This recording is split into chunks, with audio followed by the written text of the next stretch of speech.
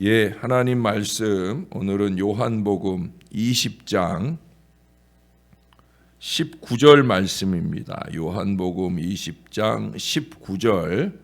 예, 한 구절이지만 좀 긴 말씀인데 우리 같이 한번 읽겠습니다. 시작. 이날 곧 안식 후 첫날 저녁 때에 제자들이 유대인들을 두려워하여 모인 곳에 문들을 닫았더니 예수께서 오사 가운데 서서 이르시되 너희에게 평강이 있을지어다. 아멘. 예. 요즘도 러시아와 우크라이나 전쟁이 한창인데 이 폭력은 폭력을 낳고 또 전쟁은 전쟁으로 이어집니다. 물론 이기면 전리품을 차지하고 땅을 차지하고 그러게 되기 마련이니까 뭐 득이라고 생각할지도 모르지만 역사를 한 100년 정도만이라도 긴 안목으로 보면 이게 싸워 빼앗은 것은 결국 손해가 되고 아픔의 씨가 되고 원한의 씨앗이 되는 것을 볼 수 있습니다. 이 참 평화라는 건 평화로운 방법으로 이루어지고 힘으로 눌러 만들어지는 것이 아닌 거예요. 테러에 대비하는 방안 연구나 투자보다 이 미움을 사그러지게 해야 하고 무력으로 무릎을 꿇리는 것보다 사람들의 마음을 평화 쪽으로 향하도록 만드는 것이 사실은 더 근본적인 대책이 되는 거예요. 지난 3000년 동안에 기록에 남아있는 전쟁만 해도 이게 크고 작은 전투나 부족 싸움 말고 큰 전쟁만 해도 무려 3300회나 된다고 합니다. 거의 해마다 전쟁이 있었다는 거예요. 사람은 싸우기를 좋아합니다. 약육강식의 이 동물 세계와 별다를 것이 없는 거예요. 어째서 이처럼 전쟁이 발생할까? 흔히 5개의 피의 욕망을 말해요. 욕망 때문이라는 거죠. 제가 주일에도 그런 비슷한 얘기를 한 것 같아요. 결국 이기와 욕심 때문에 나누어지고 싸우고 그러는 거예요. 그 5개의 피, 무엇에 대한 욕망이냐? 패션 포 피젠트리. 피젠트리라고 하는 말은 과시, 드러내려고 하는 패션, 욕망이라는 거예요. 또 소유의 욕망, 포제션이라고 하는 말이죠. 이익, 프로핏의 욕망, 또 보호, 프로텍션의 욕망, 그리고 패트리오티즘, 애국의 욕망, 이 5가지를 말합니다. 근데 사실은 6번째 P가 더 절실한 거예요. 그건 뭐예요? 피스, 평화에 대한 욕망이 있어야 된다는 거예요. 예수 믿는 사람은 더더욱더 평화에 대한 욕망, 싸우고 이기고 내 것을 삼고 나만 잘나고 이게 아니에요. 예수 믿는 사람은 피스, 평화에 대한 간절함이 있어야 된다. 가공할 대량 살상 무기로 전쟁이 억제되는 게 아니에요.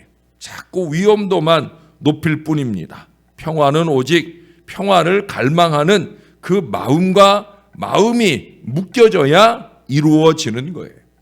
여러분, 전쟁이 나면 우선적으로 노약자들이 피해를 보잖아요.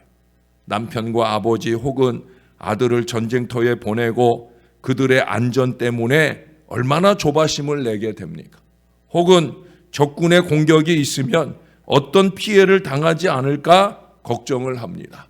조바심과 걱정으로 끝나지 않아요. 생명이 위험하다 하는 이 두려움을 가지고 미래에 대한 불안도 있습니다. 여러 사람이 공통적으로 가지게 되어지는, 요즘도 매스컴에서 그런 두려움의 낯빛을 자주 확인할 수 있어요. 전 뉴스 보는 걸 별로 안 좋아해요. 그런 얼굴들을 보는 게 마음이 아파요. 근데 오늘 예수님의 제자들도 두려웠어요.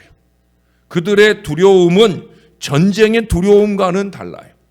예수님이 십자가에 죽으셨고 그들만 세상에 남았어요. 예수님이 계시지 않기 때문에 두려울 거예요. 버려졌다 생각 때문에 두려울 수 있어요. 예수님이 없는 세상에서 그들의 미래에 대한 두려움이 그들을 사로잡고 있어요. 근데 다행히도 그 제자들이 두려운 마음으로 모였다는 거예요.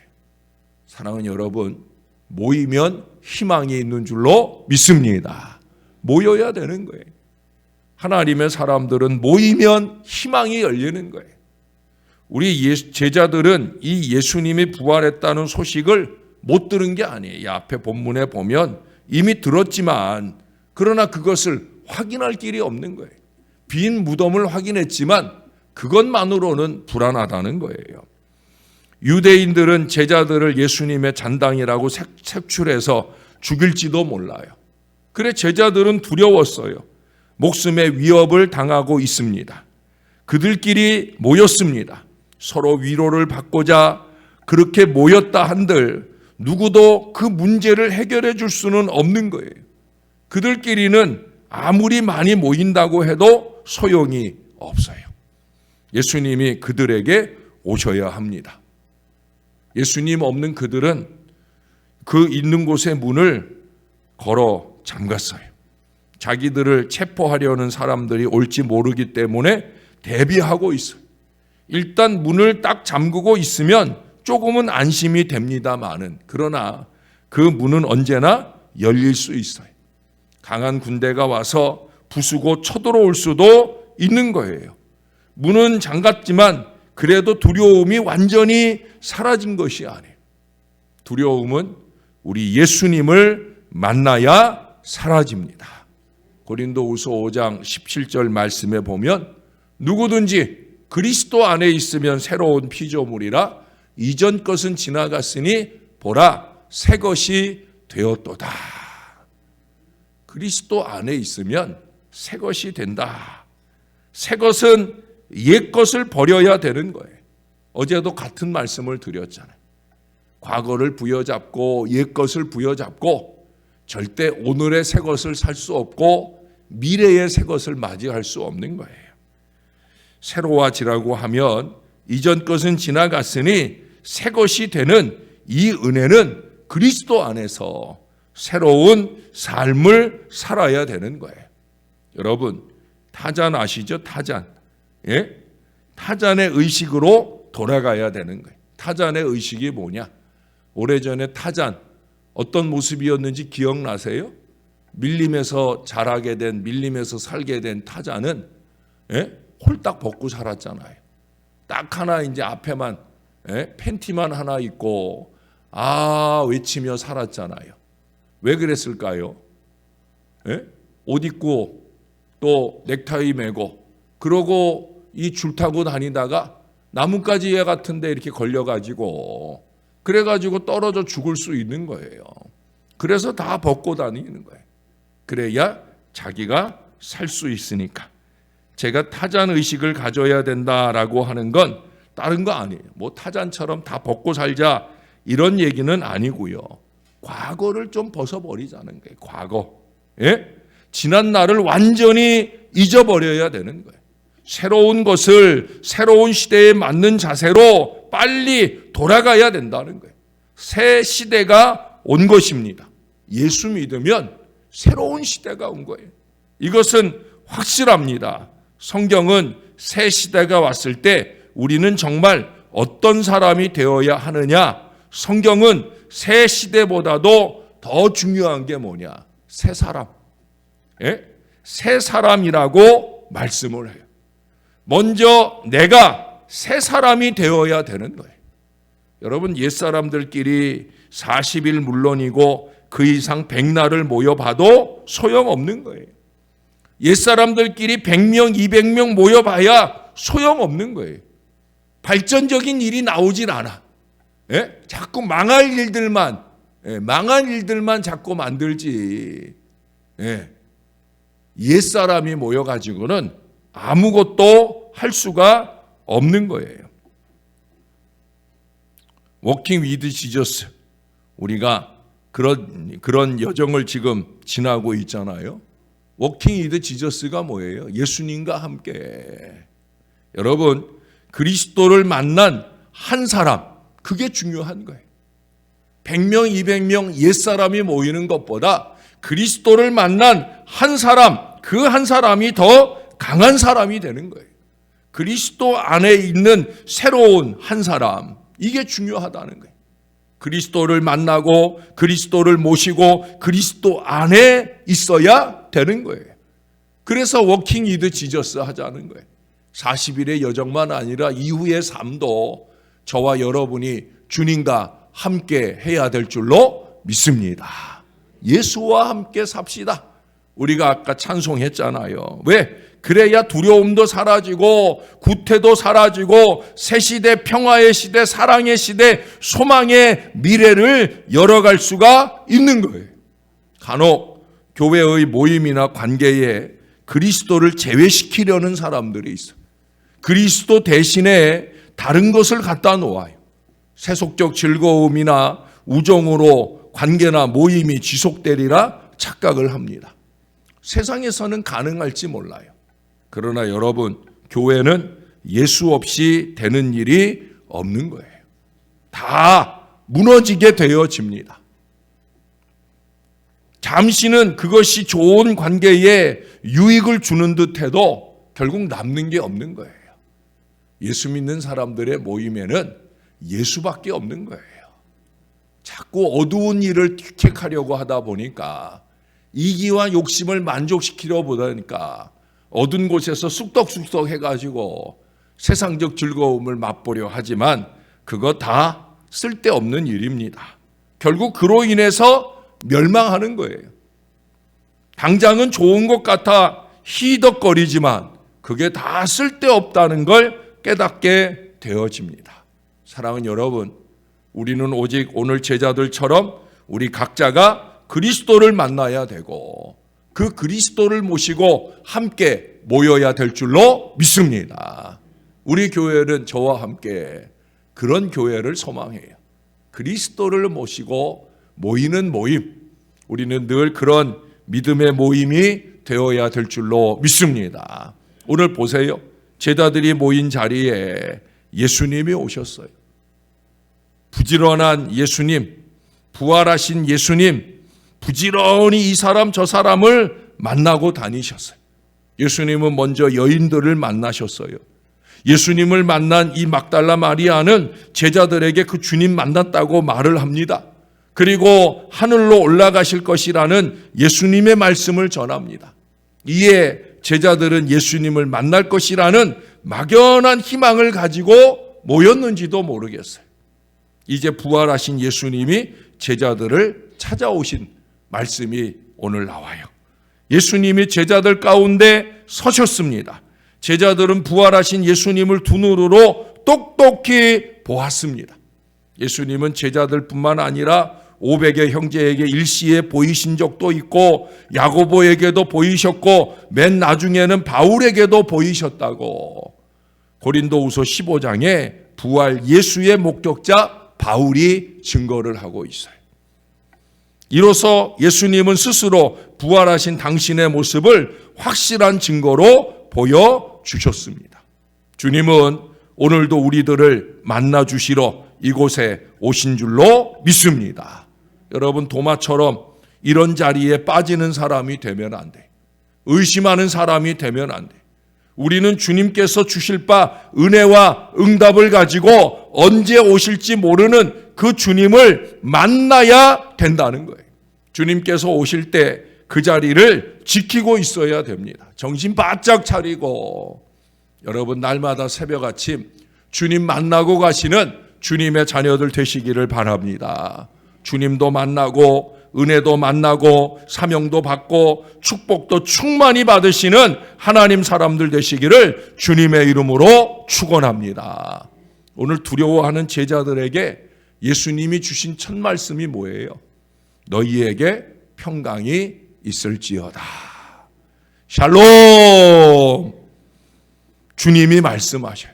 이 말씀으로 인해 제자들 안에 있던 그 모든 두려움이 사라지게 되어집니다.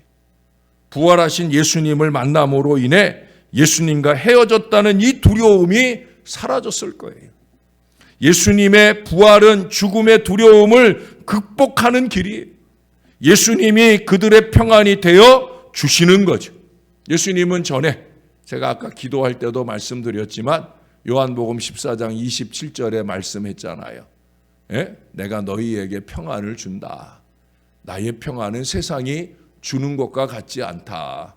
세상이 줄 수도 없고 알 수도 없는 그 평안을 제자들에게, 우리들에게 주신다고 말씀하셔요.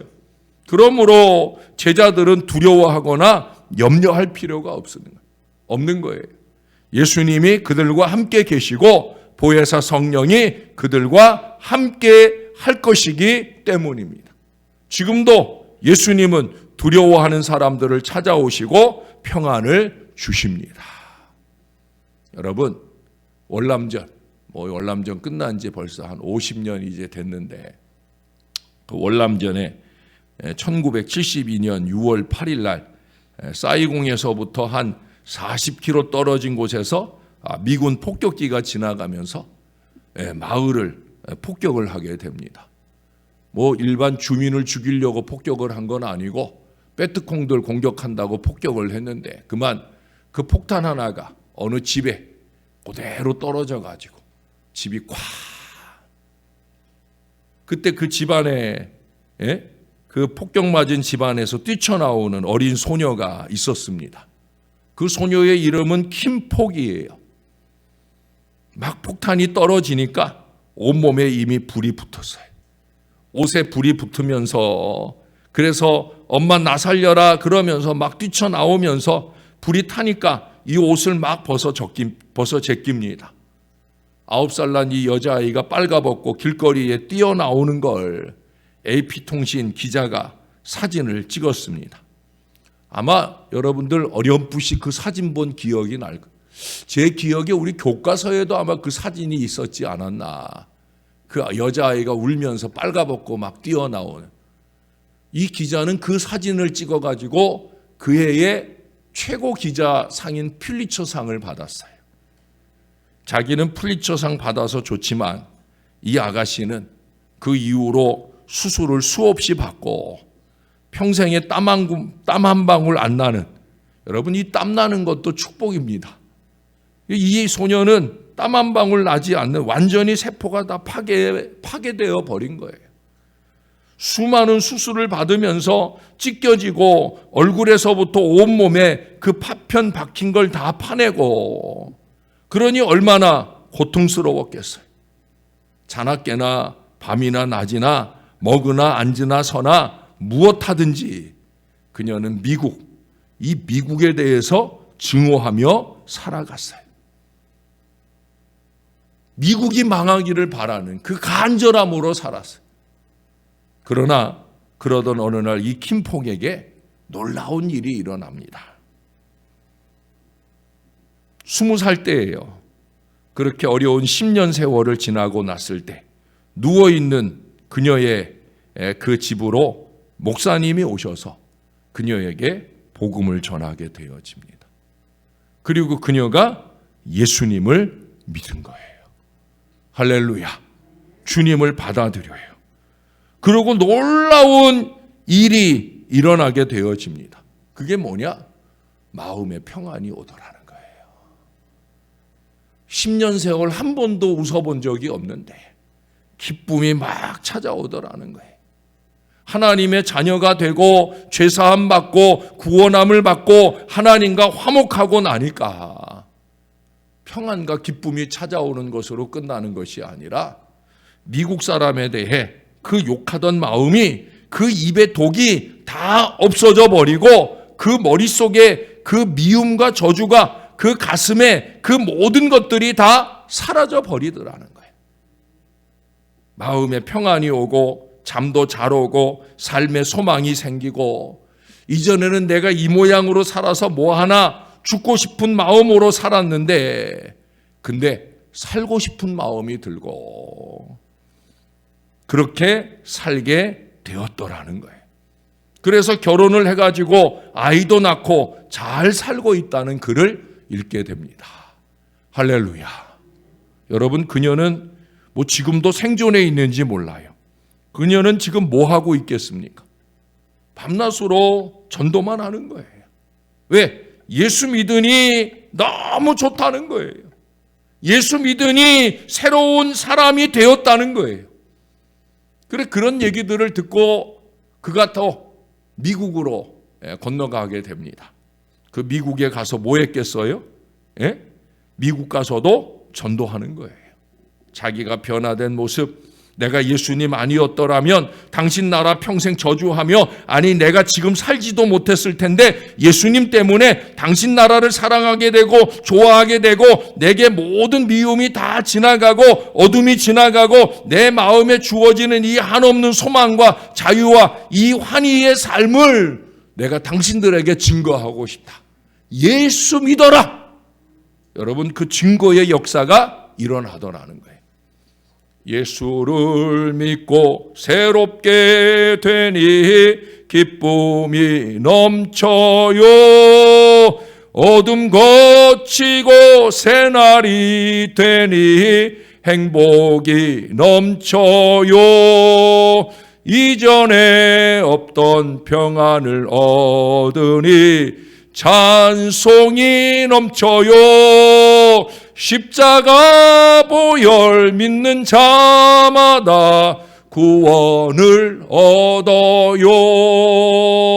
예수 믿으세요. 예수 믿으세요. 예수 믿으세요. 예수 믿으세요. 할렐루야. 이게 예수 믿는 거예요. 예? 끼리끼리 모여가지고 뭐 세상 일이나 논하고 정치가 어쩌다느니, 아니 왜 교회에 와서 그 쓸데없는 소리들을 하느라고 모여 있는지, 왜 교회 불 켜놓고 낭비를 하는지, 그건 세상 가서 열심히들 하시고 교회 오면 예수 얘기하고 은혜 받은 얘기하고 어떻게 우리가 이 예수 은혜를 전할 수 있을까, 이걸 골몰하고 기도하고. 사랑하는 여러분, 우리는 그런 신앙을 살아야 할 줄로 믿습니다. 이사야 57장 21절에 보면 분명한 얘기를 해요. 뭘 얘기하는 줄 아세요? 악인에게는 평강이 없다. 악인에게는 평강이 없어요. 왜 없겠어요? 자가발전 스트레스를 스스로 자꾸 만드는데 무슨 평안이 있겠어요? 예? 사랑하는 여러분, 저와 여러분은 예수 믿고 의롭게 된 사람들인 줄로 믿습니다. 내 마음의 평안은 어디에서 오는 걸까요? 내 마음의 기쁨은 누가 주는 것일까요? 우리 예수님이잖아요. 우리 안에는 이 예수님이 계신 줄로 믿습니다. 이 분명한 믿음을 통해 저와 여러분이 평안으로 기쁨으로 충만하게 살아갈 뿐 아니라 이 예수의 복음을 힘써 증거하는 이 믿음의 삶을 잘 살아가는 저와 여러분이 되어서 우리 하나님께 영광이 되고 많은 영혼들이 살아나고 킴폭과 같이 절망과 좌절 가운데 있는 사람들이 예수로 구원받는 이 큰 은혜가 많이 나타나게 되기를 우리의 구주 되시는 예수님 이름으로 간절히 축원합니다. 기도하겠습니다. 좋으신 하나님 감사합니다. 우리가 너무나 좋으신 우리 예수님 믿고 살게 하시고 예수님 영광 위에 사는, 예수님 증거하려고 사는 이 믿음의 백성으로 살게 해주시니 너무 감사합니다. 오늘 이 아침 다시 한번 스스로에게 물어보게 하옵소서. 나는 정말 예수 믿고 새 것이 되었는가? 새 사람으로서의 그 거룩하고 은혜로운 신앙 인생을 잘 살고 있는가? 하나님, 저와 이 모든 주의 자녀들이 예수 믿으세요, 예수 믿으세요 말할 때 정말 내 안에 있는 예수를 보여주는 그 행복한 은혜가 넘치게 도와주시옵소서. 여기 머리 숙인 주의 모든 자녀들의 마음에 두렵고 떨리는 그 모든 것들을 예수의 이름으로 물리쳐 주시옵소서. 오직 예수로 평안을 누리고 예수로 기뻐하며 우리의 입술이 열릴 때마다 많은 사람들에게 예수 복음, 예수 사랑 전하는 믿음의 사람 될 수 있게 도와주시옵소서. 특별히 올해는 부흥의 원년을 외치며 우리 주님의 은혜를 구하고 있습니다. 온 교회가 열심히 전도의 바람이 불고 있습니다. 과거는 좀 떨쳐버리고 이제는 오늘의 부흥 노력을 위한 열심 있는 전도로 내일의 부흥을 이루어보자 애쓰고 있습니다. 믿음으로 수고하며 노력하는 모든 주의 자녀들로 통하여 기쁨 넘치게 하시고 행복이 넘치게 하시고 저들로 하여금 전도의 결실이 넘쳐나도록 축복해 주시옵소서. 언제나 모든 영광은 우리 하나님 다 받아가시기를 주님의 이름으로 소원합니다. 주님이 도와 주시옵소서. 사랑하는 주의 백성들, 특별히 육신적으로 힘들어 하나님 고통받는 자녀들도 있습니다. 주님 꼭 만져주시고 능력 있는 치유와 회복을 더하여 주시옵소서. 쓸데없는 스트레스 자가 발전시키지 말고 마음 모든 것을 주님께 의뢰하고 주님을 통해 주시는 위로와 평안으로 사는 하나님 사람들 다 되게 주님께서 함께 주시옵소서. 감사합니다. 예수님 이름으로 기도합니다. 아멘.